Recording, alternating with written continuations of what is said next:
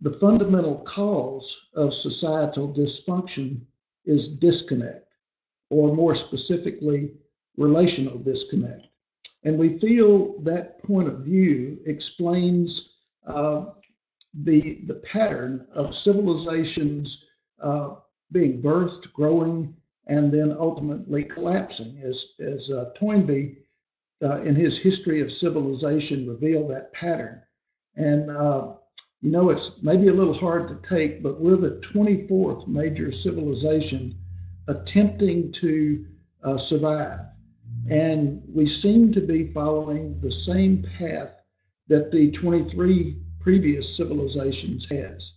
And so we think that what we're on to with community renewal explains why that happened, this disconnect.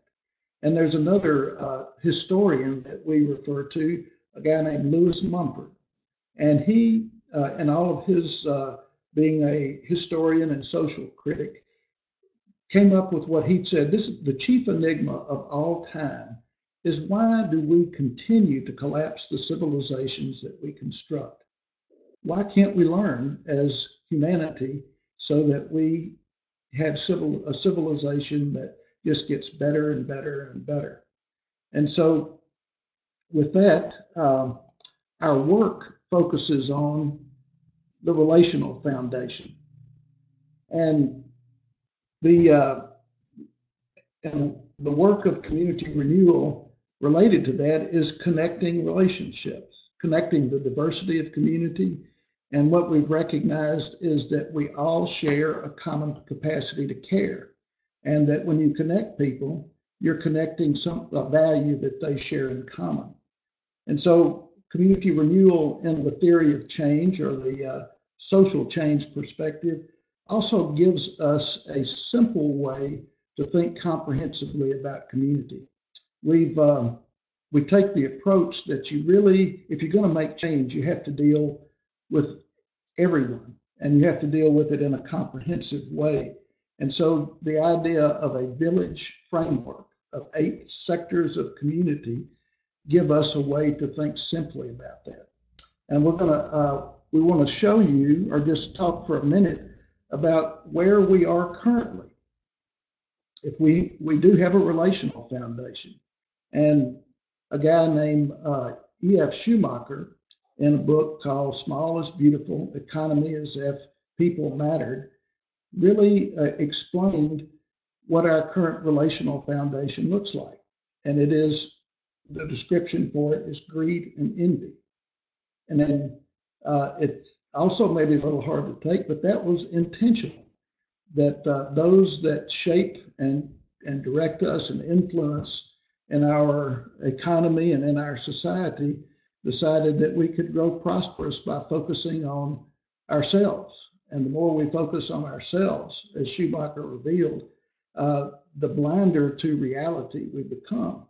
And so our current foundation of greed and envy is doing a very good job at producing fear, isolation, and mistrust. And you take that farther, and we're polarized. And so silos really are a good description. We're all kind of living with that now, and a lot of institutions are being directed to, you got to get out of your silo. And a silo talking to a silo is not collaboration. And so we've got some problems. But through community renewal, we've recognized there is an alternative future. And that future is a foundation of love and caring. And so that describes really what our advocacy is about that foundation and those characteristics.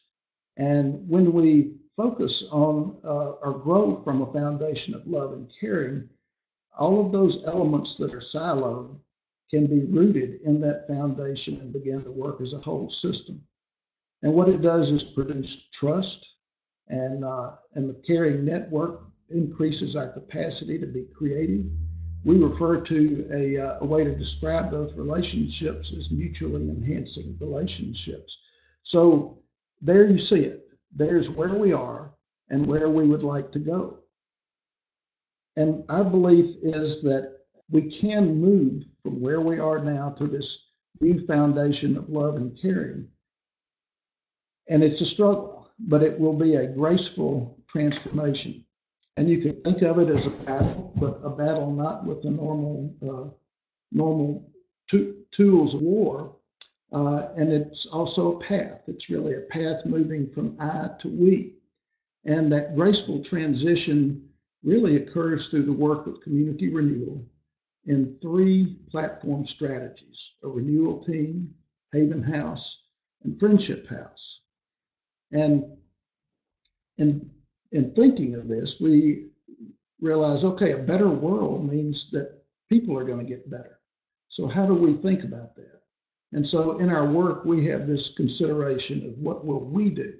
What will I do to create the environment that grows the persons, producing society for the world that we need? And so we think of how we consider a person growing is in wholeness.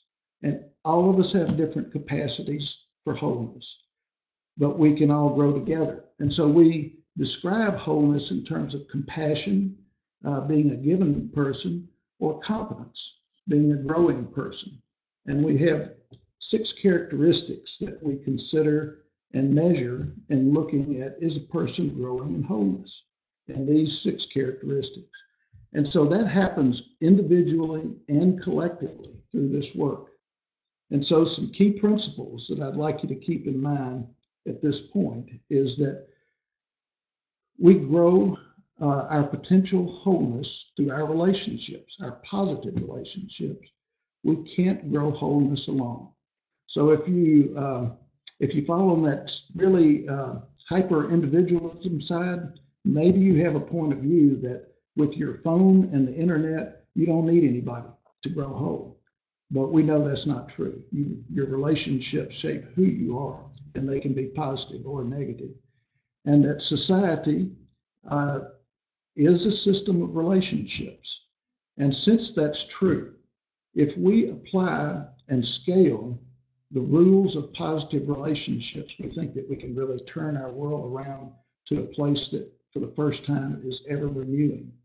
And so, let's see, everyone shares this common capacity to care, but caring alone is not changing the world, but caring together has the power to ever renew society.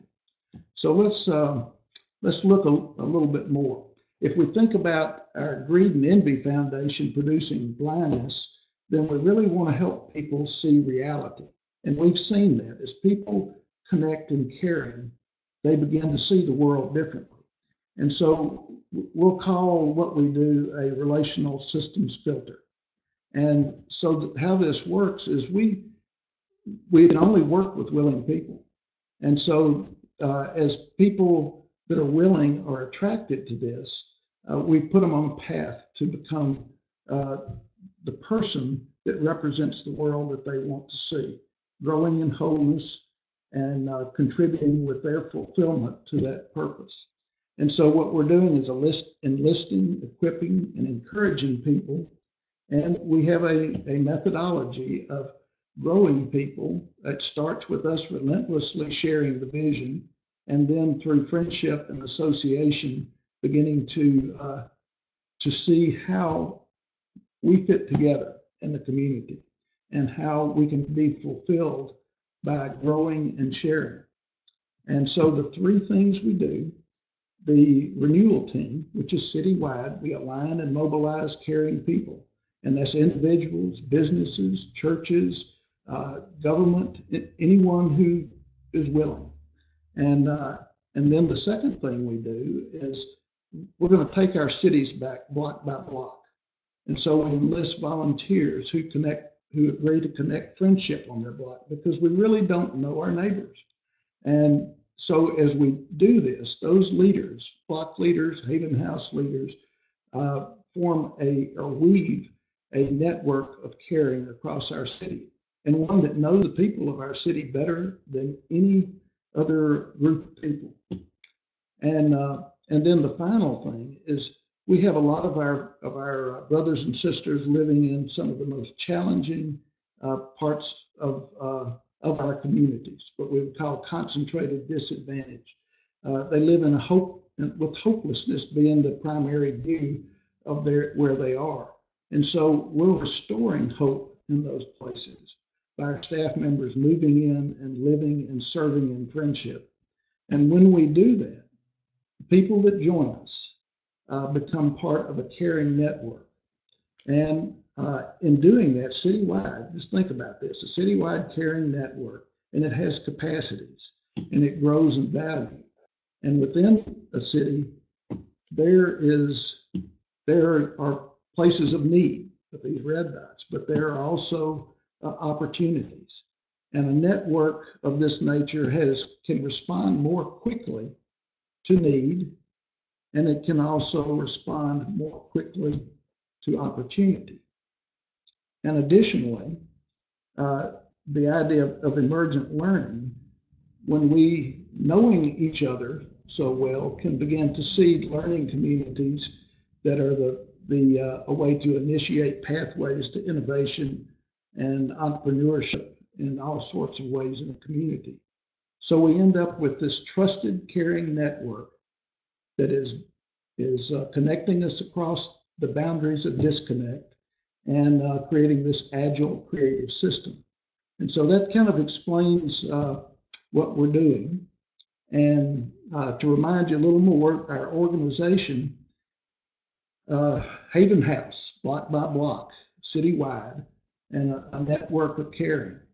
And then our renewal team, which is an army of volunteers, and they're engaged in all sorts of emergent and creative things, some of which you'll hear about in a moment.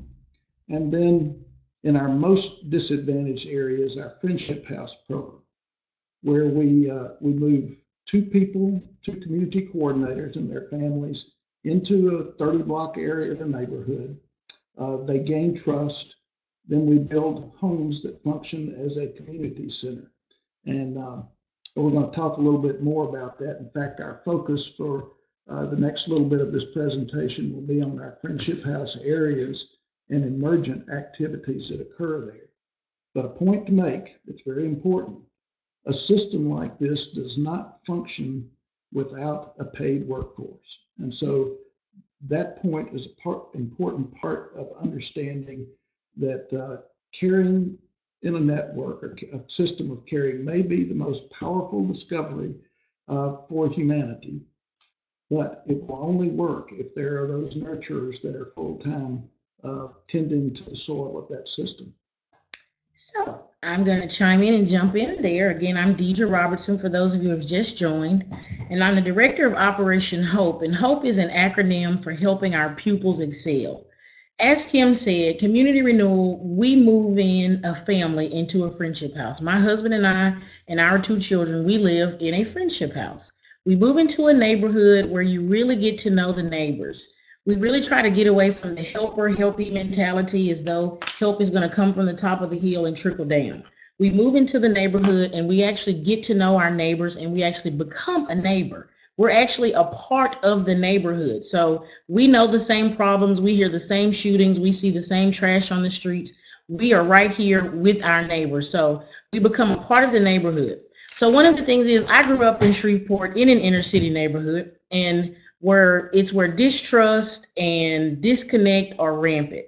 People don't trust anybody, and everybody basically, like he said, stays in our household. So we work actively to break down some of those barriers. Many of our work that we do on a day-to-day basis is basically rebuilding our neighborhoods one neighbor at a time. We have three different ways that we engage our neighborhoods, and he mentioned them: Haven House, Renewal Team, and Friendship House. But being directly in the Friendship House is basically a community center right in a neighborhood where a family lives, where single parent households are the norm, where fathers not being in the household is a norm. We are basically here to reestablish that family dynamic and to let kids know that this is, we don't want to say it is a better way, but this is the way that a family actually should function. So we don't just talk about it, we're actually about what we do. So first, through Operation HOPE and through the Friendship House staff, we have to work to establish a path of hope away from hopelessness. Many of our kids are going to be first generation high school graduates, and we don't even get to college on some levels because some of our parents didn't graduate from high school as well. So we have to work to establish goals and hope amongst our kids once they enter into our friendship house. We do several things in our friendship houses. We host block parties. We have a daily after school program, and we begin in our friendship house. We begin in kindergarten all the way through 12th grade. Each neighborhood is equipped with 2 friendship houses, one that is dedicated to children, one that's dedicated to youth. I myself work with middle and high school students, and we say to prepare them for life after high school, life outside of your parents' house. In Community Renewal, we believe in being the community we want to see. So we are intentional through Renewal Team. We have a caring network, and we're constantly recruiting churches, businesses, organizations, because we work with those who are willing. We believe that we have so much more in common than we have difference. So if we focus on our commonalities, we are actually the biggest gang in town. We are the biggest army in town because we're the people who are caring. And through the efforts of Renewal Team, we connect those people. And what it does is it connects people, and it provides a tight web around our city. Typically, the people that we deal with, there are barriers such as finances, transportation, and we basically work to eliminate those barriers. We bring a GED program right through the friendship house, right in our neighborhood, so that transportation isn't a barrier. There is no cost. We have had situations where there have been parents who are pursuing their GED at the same time their kids are in the after school program. Generational poverty is a big deal here, and we know that we have to be intentional in breaking those generational poverty. We have to be intentional in breaking that. One of the things that we really focus on is partnerships. You could not do this job without partnerships and without a paid staff, because someone has to actively work to, you have to know who's caring, who cares in your city, and someone really gets out. We have several people that get out and meet people to say, hey, do you care about your city? If you care about your city, just join. It's not always, we like to say that people can be as involved or not involved as they would like. If you have a skill that you can offer, you are welcome to come to the Friendship House. If that's not your thing, if you have money, you can donate. Donate money from afar, but everybody can get involved. There are no little people we have our founder says there's no such thing as a lesser person, and we basically live by that model. Kim also showed you the ways that we grow wholeness. Now, we focus on several areas. Through Operation Hope and the Friendship House staff, we begin to try to grow our kids on a spiritual level because we believe that's the very basis, that's the very foundation that many of them have. So we do monthly worship togethers where we bring kids from several different neighborhoods to a worship experience at a local church that establishes friendships with the churches. We're not one denomination or anything like that, but we want to establish friendship to say, hey, these are caring people. So we bring our kids there to worship. We do different Bible lessons throughout the week, just basically to establish a basic spiritual foundation. We also work to develop our kids socially.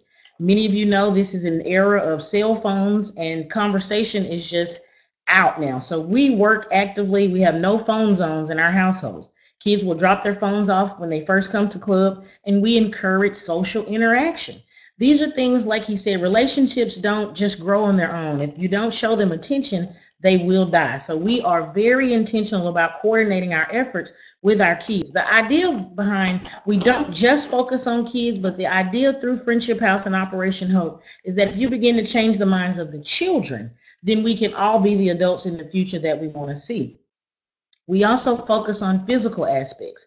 Most of our inner city neighbors are what we call food deserts. There are no grocery stores, and the food that they can access can tend to be unhealthy. So we work on teaching them better ways to eat. Our after school program provides a meal, a wholesome meal with a vegetable and like that. We provide a meal for them every day. When we have our block parties and our family nights, we offer workshops to our neighborhoods.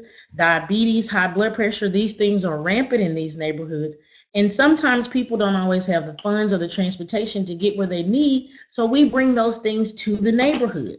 We believe that a lot of our issues can be solved right here in the community. We don't believe that everything's going to be solved in big government and then it's going to trickle down. We can solve some of our problems right here in our neighborhood.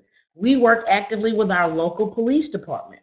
We will bring in police officers to sit down and talk to our kids about subjects that may be uncomfortable to them on a bigger level. So we bring them to the friendship house and make them comfortable and allow them time to dialogue and converse with our kids and our adults in our neighborhood so that they can voice their concerns and voice their problems. We also work on developing our kids on an emotional level. We focus on conflict resolution. How do they process their emotions, their feelings? Operation Hope, as well as Friendship House staff, we maintain relationships with the schools in our neighborhood. Many of our kids, we have what we call feeder schools, and these are the schools that directly feed into our Friendship House. We work actively to maintain a relationship with teachers and principals. We want our kids to know that there's someone advocating on your behalf outside of a parent. We have many, many good parents, but we also have some parents who are not so involved. But we don't want any kid to feel like there's not someone looking out for me. So through the Friendship House staff and Operation Hope, we ensure our children. And what's so amazing about it is not just Friendship House staff and Operation Hope. We have an army of volunteers and an army of people who come by the clubs daily, who participate in our activities, and they don't look like our kids. And that's one of the things we deal with, primarily African-American kids. So we are intentional about bringing in people who look nothing like them to let them know that it's not just us, it's everybody. We all love you, we all care about you, and we're all concerned about your future. We also work to develop them skillfully. As I say, we want our kids to dream beyond their circumstances.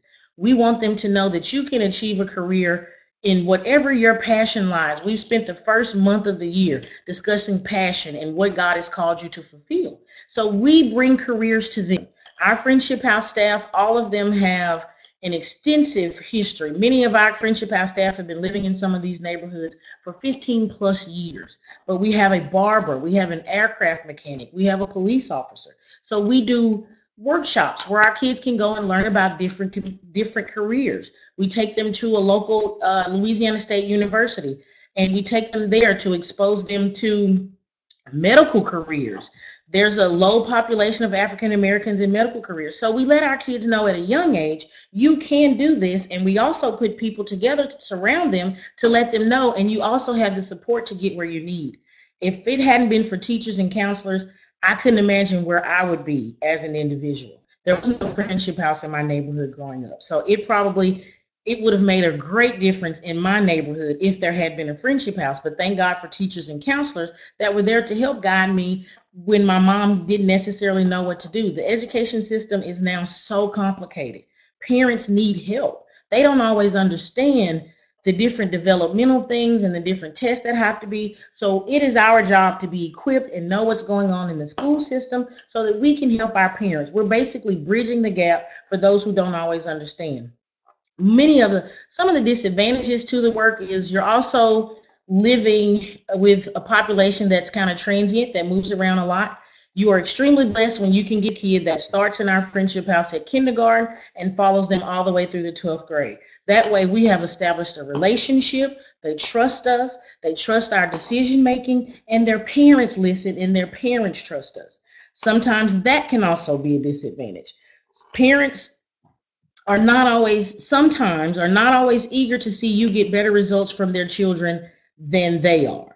And so sometimes there's a level of resentment and hostility there, but we use wisdom on how to deal with parents. One of our mottos here is also, it's not our business why God allowed a situation to happen the way it did, but we're going to do what we were called to do to serve the children, to serve the parents in whatever capacity we could.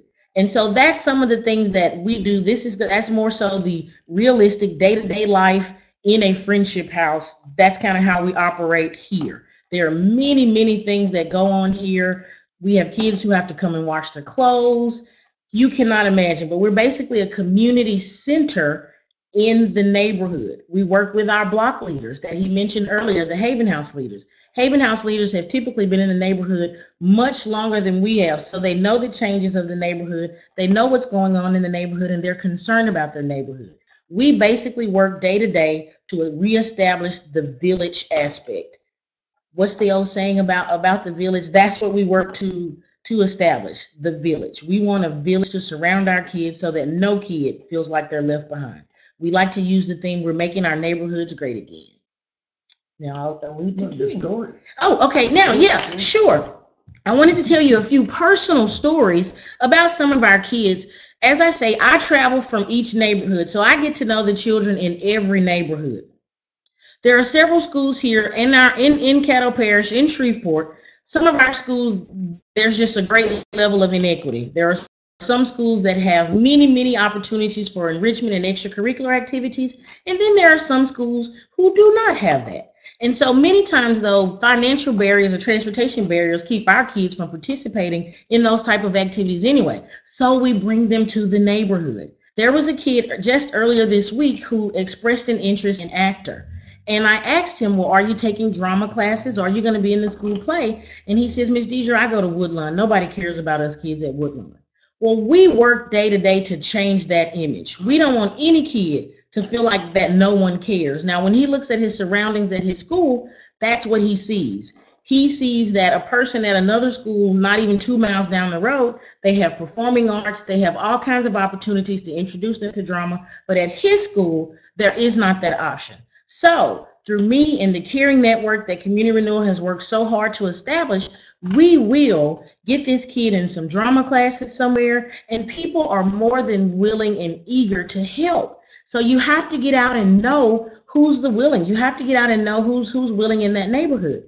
We have another example to where there was one of our coordinators in across the river. They had a young kid, a 6-year-old girl, whose mother was incarcerated, and the little girl ended up living with her grandmother.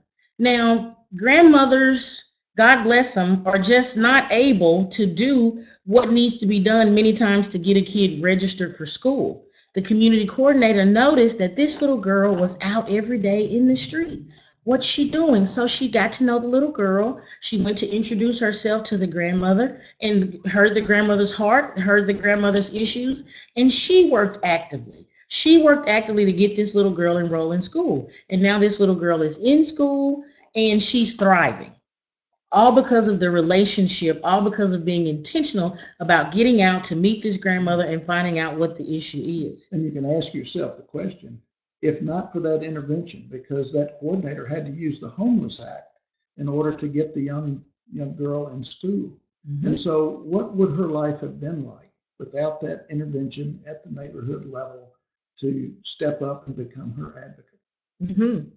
And there are many stories like that. We also have, we'll call them emerging programs, but there's a young lady that we work with, and we have an emerging program right through our Friendship House called Girl Pearls. This young lady was just like our students that we serve every day. She grew up in an inner city neighborhood. She was told by her teachers, you'll end up pregnant and dropping out by the time you get 18. Well, this young lady took that as motivation, and she went off to school and she became an attorney, and she came back to serve her community. Now she's back to serve the girls in her community who could be victim to some of the same things that she was told. She's helping to empower these girls, to expose them. One of the greatest aspects of what we do is exposure.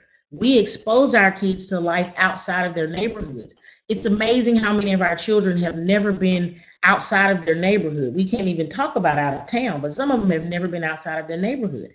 Every year, we take a group of our kids to Kids Across America, a camp in Branson, Missouri, where they just get to go and have fun. Just let go. It's of no cost to our kids. Of course, we set the bar high. You have to work. We don't just give things. We don't believe in a handout, but a hand up. So these kids have to work actively all throughout the year, whether through their grades, although we don't always focus on grades because we know every kid's not going to be an Einstein. But we do have kids who are very dedicated, who are very passionate about growing into manhood or womanhood. So we use different markers to measure if these kids can go on this trip every summer. But I want to continue to tell you just a little bit more about Girl Pearls before we switch over.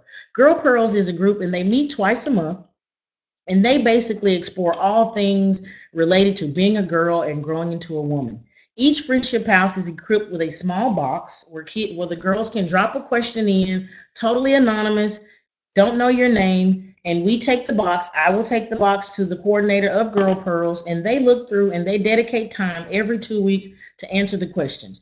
You cannot imagine some of the questions that we get. Kids are so afraid to ask their parents some of these questions, and truth be told, some of the dysfunction that lives in our households, in our neighborhoods, you want them to get a trusted source to get some of these answers from. So that's Girl Pearls, where we work to empower African American girls who sometimes the world doesn't tell them that they're beautiful. But through her, the young lady's name is Shanerica, through her and a team of her friends, they've also now formed another tight web around our girls. So it's all about connecting people and helping our kids feel secure. We know that through trust-based interventions, these are the ways that you can gain trust, and these are the ways that you can begin to, these are the ways that people can become trusting adults instead of fearful, disconnected trusting adults. We know that starts at childhood.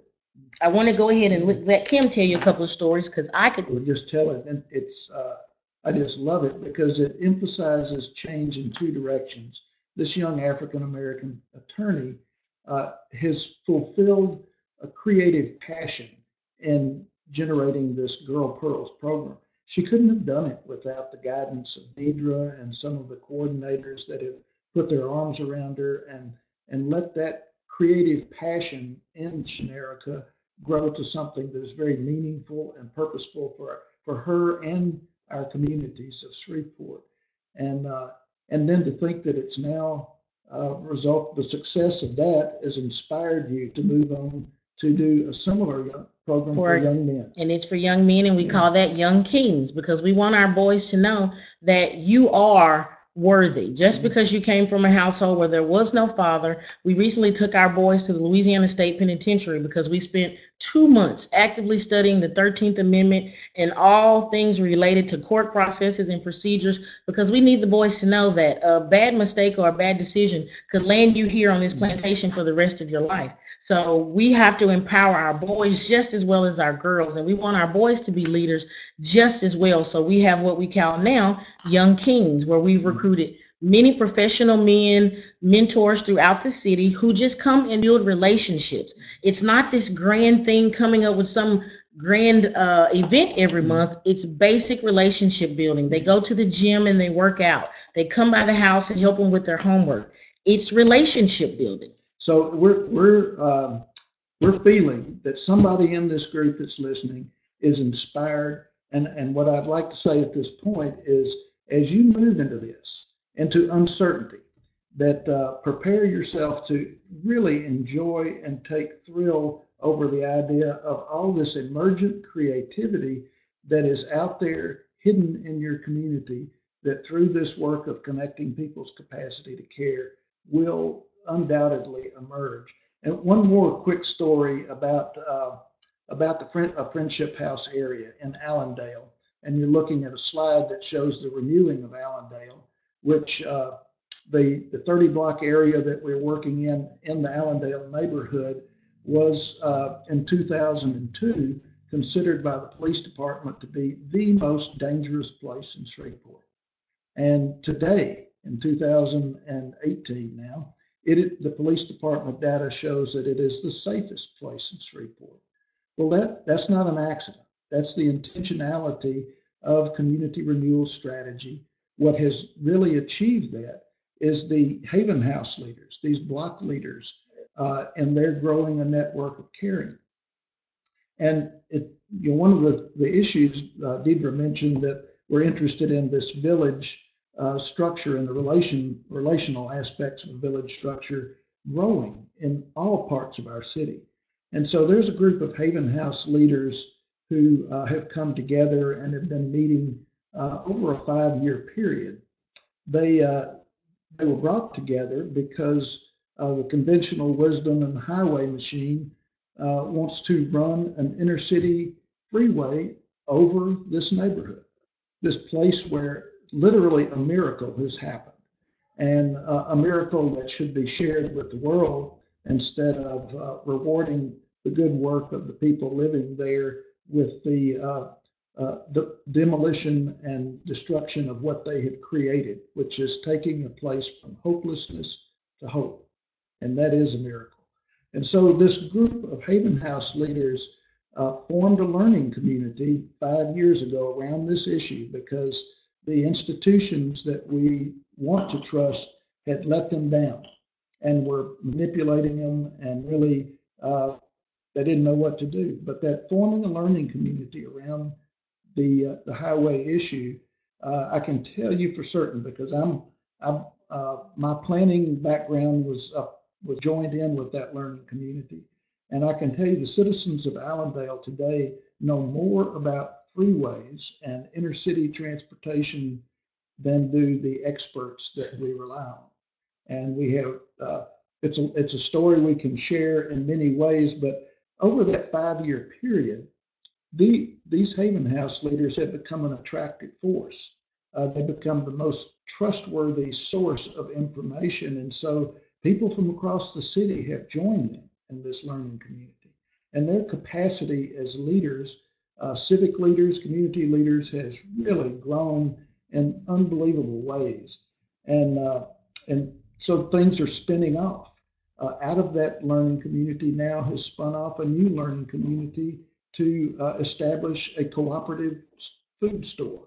And that would be the first in this region of the country. And so I've come to view that the future of Shreveport is actually emerging from Allendale. That's where the cool stuff is happening. And so we want to move into a little bit to talk about replication as a way of kind of leading to questions and answers. But this next slide, Deidre was talking about the areas where we're working across Shreveport. This is a map of neighborhoods, and you can see the 5 Friendship House areas that we have, 4 in Shreveport and 1 in Bossier City. And our inner city is home to a population of about 60,000 people living in poverty. So there's a lot of work and more in need to expand this program. So let's just, for a few minutes, talk about replication. That's the Center for Community Renewal was established in 2014 for the purpose of supporting replication. And so we have about 10 cities that are in various process of replication. And it's exciting to see that happen. And so the center supports replication, but it also is involved in developing the model. We're just getting started, folks, and we need your help and your imagination that what the world looks like on a foundation of love and caring, we all get to participate in what that outcome will be. And so that the replication involves training, because we need to train a new workforce of paid and volunteers. And then it involves supporting in ways to travel and help communities for the writings and publications, and so that's important. But then this new social technology, we have an Institute for Community Renewal where our intention is to connect with innovators in each of those village elements, those sectors of community that get the importance of relationships to the success of their innovation. And we've had that happen with a friend and colleague at Purdue University in a new collaboration discipline called strategic doing. And so we're really beginning to get some traction for how we'll begin to move toward what does the future look like in the way that we invest in communities. And so a lot of exciting things. The phasing, when you replicate, pre-formation is perhaps the most important thing, that one person can start in a community. And that's not unusual, that there'll be one person who says, my community has to have this. I can see the need.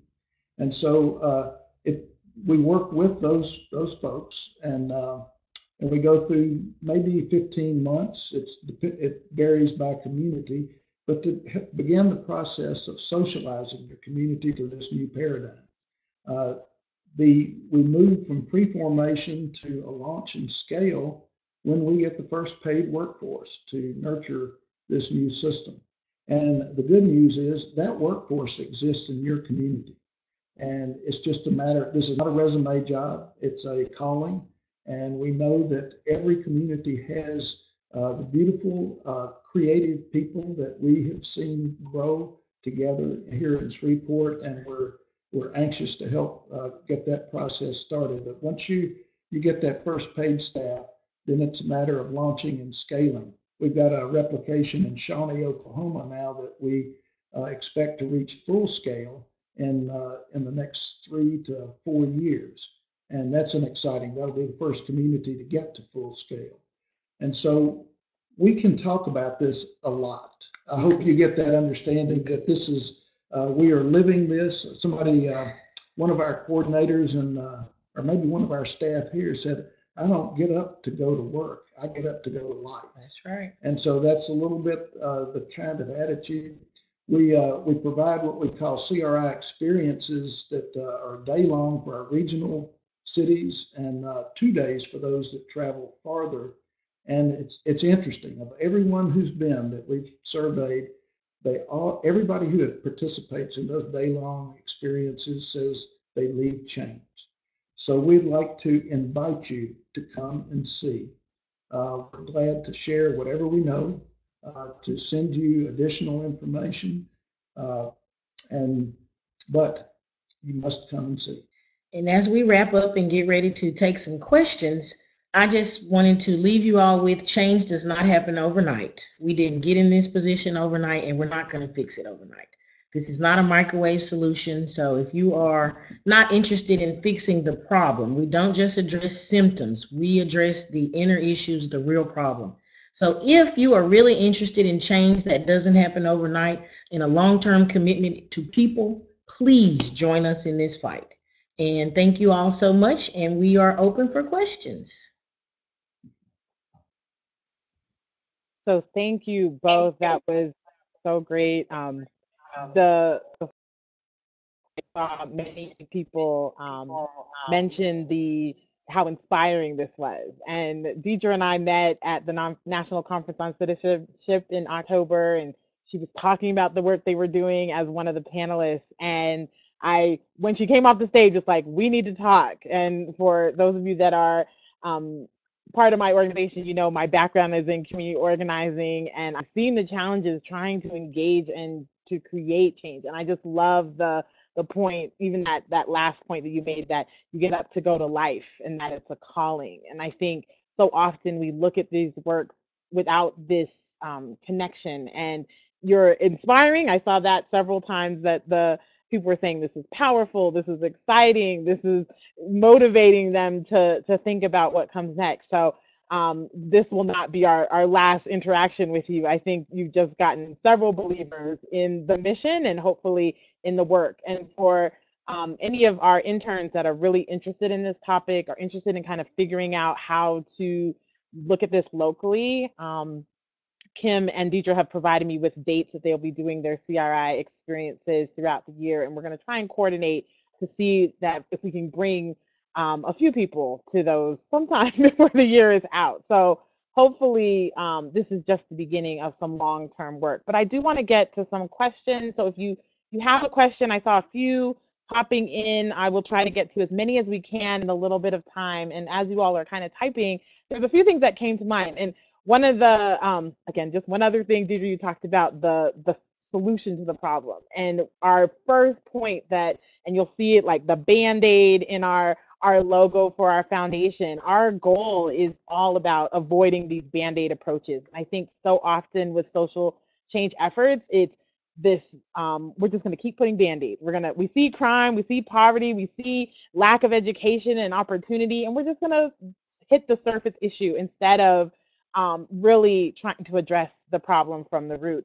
And then this idea of pushing past silos. A pillar of our foundation is collaboration. We recognize very early in our development this challenge in the nonprofit sector to work together. We sit in the education bubble, the housing bubble, the food bubble, and not in the change bubble. And as an organization, we strive to raise awareness through things like these series and through our training of our interns around how do we work together? How do we think together? How do we move together? And one of the biggest challenges we run into is people are so used to the silo that they're unwilling to kind of sometimes break out of that. How do you as an organization, you talked about kind of this methodology of working with partners. how do you get your partners to understand that, yes, you're an education-based organization, yes, you're a faith-based organization, or yes, you're uh, a food bank, but we need to all think about this community get together? How do you get them to maybe move a little bit outside of their direct mission and be a partner at the table? Okay. Many of the ways now, our volunteers, of course, have to go through several channels before they can actually become involved with our children. A lot of it is we have to be honest and we make people address, I don't want to say make, but we have people address the issues that you don't necessarily want to address because we all have some ugly opinions and ugly things that go on inside of us. But we have to confront change. We have to look change right in the face and say, hey, what is it going to take for me to actually be open and honest and change? We recognize that these organizations have to work together. So we do actively work to connect, like you said, the food bank and the church and this organization to let you know that we all have to work together. One of the diagrams that Kim shows and one of the things that we're working on right now is really the education system and really allowing our community to see that we all have to work together to make education better for us all as a whole. To work with police departments and things like that, because we recognize that they are all connected. I know Kim wants to say something about it, but that's one of the ways that we really have to, through our volunteer training process, we really have our volunteers try to be open and honest and face change directly head on. What do you see that needs to be changed, and how are you a part of the problem? We always start with how am I a part of the problem? Well, one of the things we do every month, we have a 90-minute tour. They're generally over lunch, but that's part of our work is relentlessly sharing the vision. We want people to really get this. But those lunches and those tours are also a source of introducing volunteers. Find those people that are interested enough to come. Quite often, they are ready to give of themselves and to participate. And this said it's individuals, but it's companies, churches, in various groups. And so once they are saying, I want more, I want to be a part of this, it's touched me, then we have our community engagement folks that I really call the doorway into community renewal, and they go through an assessment. There is an adjustment that one way to think of the adjustment, because these are people from all walks of life, and we're connecting the diversity of our community. So one of the adjustments we get people to think is we want you to not think of poverty materialistically. We want you to think of poverty relationally. And when we do that, no one's left out. We've got a lady in our wealthiest gated neighborhood who was touched enough to want to introduce Haven House into this gated community because she said, nobody knows anyone. We are, and people living behind the facades of these, excuse me, expensive homes are broken people. And so from that beginning of connecting within the gates, it actually resulted in that community now embracing completely adopting one of our inner city neighborhoods. Yeah, it's a friendship house. That's right. It's amazing to see, as he said, the wealthiest of society get on this bus together with people from all different walks of life and basically take a tour through the hood because they've never been there. They don't know what it looks like. So it's time for you to really put a realistic view to what's going on and it not just being on TV and you just hearing about the crime. Go see the children playing in the middle of the streets. Go see the old people sitting on their porch. They're just like us. We're all the same. Yeah, what I love about that particular story is the woman that tells it says, people in our neighborhood used to kind of slump down in their car seats and drive as fast as they could through Cedar Grove to get to their gated community. And they were missing something. And so there was this woman's children had gone to the friendship house to play basketball or just to be there with the kids in the neighborhood. And they were playing basketball. And they got home and they said, Mom, those kids are really rich. They share a basketball goal. Because in the gated community, everybody lives in their own park and their own gym and all this. And their gym is in their own backyard. So it's an interesting perspective to think of poverty relationally. And so that's one way of beginning to open people up. The other is organizationally, when the Friendship House is a trusted platform for our partners, that people are more and more seeing that we have plenty of resources to serve those challenged populations, but those populations don't trust the service that they're getting. And so the idea of trust is so important to our partners. And for that to work, the people living in the neighborhood, they could be experts in a whole bunch of different areas, but they're experts in caring and in persistent caring. And so those partners have to engage our community coordinators. There is a relationship building there to find out what could the coordinator do to serve your interest in what you want to bring to that population, and then what resources are you going to bring to support that as well. So that sort of experimental process is very important to getting a meaningful, productive partnership with organizations. But we keep refining that process and see that it's that it does provide a way to integrate all the various interests of partners to think we want to root you in the relational foundation so that we're all being more productive for our community. You talked about this a little bit with the assessment and the training.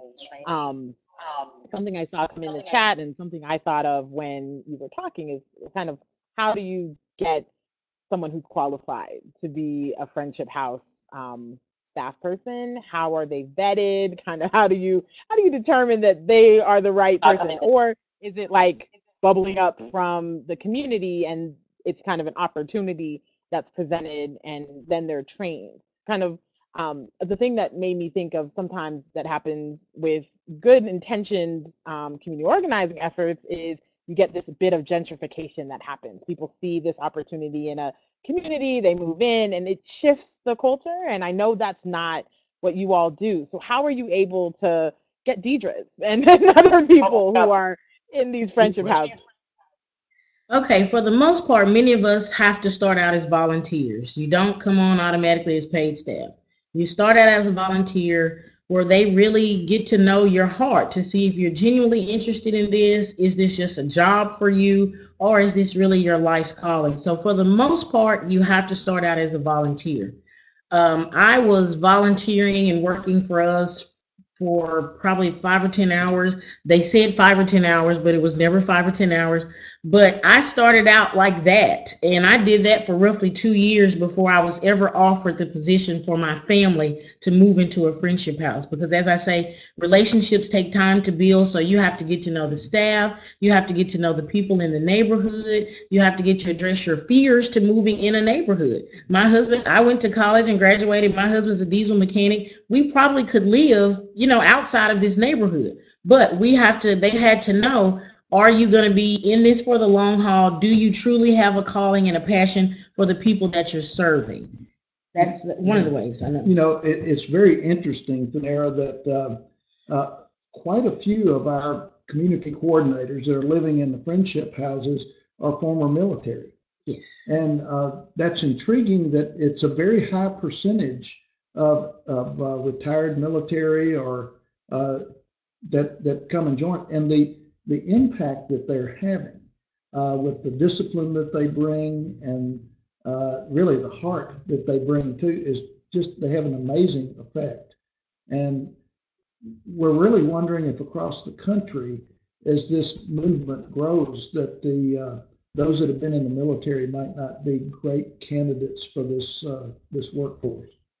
We have a drill team that came right out of one of our coordinators in the military, and now we have about a group of about 20 young people that are disciplined, and they are a drill team, and you can ride through Allendale and see them out practicing. And this is her military experience that she's just putting to use with our kids, teaching them discipline. They're learning a lot through, and they love it. We were surprised that they actually love getting out, running drills and doing push-ups when you didn't do your homework. They love the accountability. And that's that experimental, this is actually the wife of one of the coordinators, and it was in the military, and she was observing some of the challenges and struggling with what can we do. As you see truth, sometimes you have to live with it in order to see it. you want to do something. And she said, well, what do I know that I could do? I'm an educator. I was in the military. And so she started this drill team, just as an experiment. Mm-hmm. And the kids loved it. And they wanted more. And so she gave them more. And they've become so dedicated and committed to that. They're now traveling around doing their routine. But beyond that, when they started this, the average grade point was about 1.5. Mm-hmm. And now the grade point, and this is only after a year. After a year, the average grade point is 3.3. So that's pretty amazing. And it emphasizes that maybe these kids are hungry for some discipline, that's particularly right. when they're in it together.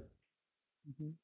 Yeah, I saw many of our interns kind of typing. Many of them are military veterans and can see this is a nice natural connection for transitioning from military life to working in the community. And I love that you kind of vet through service, that people serve and give of their time. You get a chance to see their investment. And, when someone's willing to continually do that for a year or two, you definitely learn a lot more about them. And that definitely clarifies. Because for me, I was thinking, I could see how someone could almost take this as like a housing opportunity and not be as invested, especially in like an expensive city where, it's a challenge to live. How do you discern, like, I really want to create change and I just want a roof over my head? And I can see that connection to the mission and that investment of time makes sense. One other question about the Friendship House, and I saw a little bit about this when we were talking about the calling. There's so much that can happen when you're kind of 24 hours a day open and available to a community. Deidre, how do you and your family manage that challenge of, setting boundaries and but still having your family in a setting when really your home is the community's home? Okay, really work, and you're right. We work hard to not become a 24-hour community service center. Of course, we don't have hours, but what we do is our hours of operation really from the daytime is our after school program starts every day at 3 o'clock. Once you really kind of establish a culture with the kids, they begin to respect your boundaries. They know, they start to become a part of your family, so they know, okay, Mr. Eric and Miss Deidre are going to do this tonight. Let's not bother them. But it's never really, like you say, we never really close, but we do work hard to maintain boundaries. I have 2 children. Many of the other Friendship House coordinators have children, so we do have to maintain that family time. Many times we are allowed to leave the neighborhood and just to go and be off for a week or so.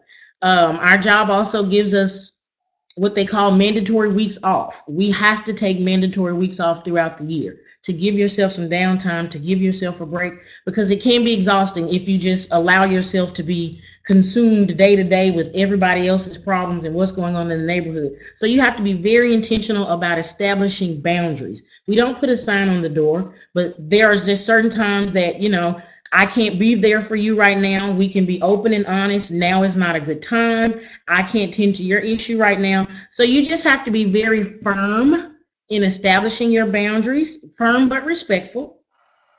And that's the way we have to do. And, like I say, we take our mandatory days off and our mandatory weeks off. And that's how we have our downtime. Because I just told them I had a kid come last night at 8:30 say, Miss Deidre, I need to wash my clothes.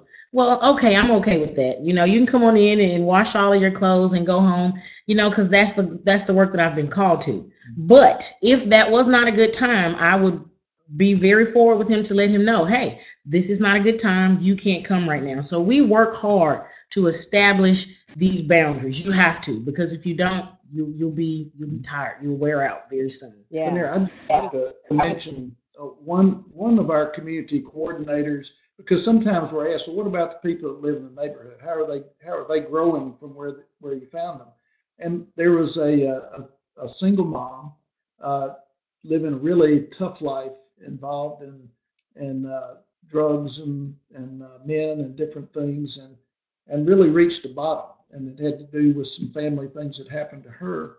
And then she found the Adult Renewal Academy, which is another one of these emergent programs to help people to high school equivalent. Because you can get your GED at a Friendship House also. Yeah. And so she got involved in this.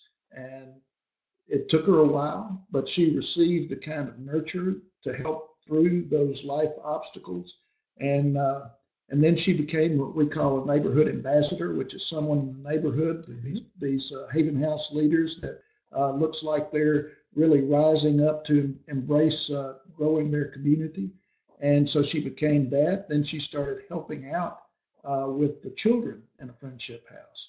And she continued to grow as part of Community Renewal.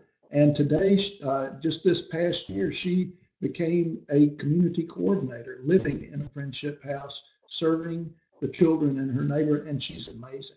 The impact that she's having is so, you know, so we're full of stories, and it's quite moving to see what can happen to human beings when they have a loving community around them. Mhm. Well, we still have a few other questions. Just have you developed this model? I know it's in Oklahoma. Are there any things in the works for other states, large metropolitan areas outside the United States? I know an intern and I both have family that were recently impacted by the hurricanes in the Caribbean, and we talked. This would be a great way to think about rebuilding, to really look at not just building the infrastructure, but building the community so that when another crisis comes, the community is better able to help each other. What kind of forward momentum do you all see in the future, or what have you seen work in other different types of areas? With a person, but we are in Abilene, Texas, Palestine, Texas, which is a small community of about 18,000. Some of our regional communities here in Natchitoches, Louisiana, has got a group moving forward. In Oklahoma, another community is beginning to come on board in Lawton. We are in Washington, D.C.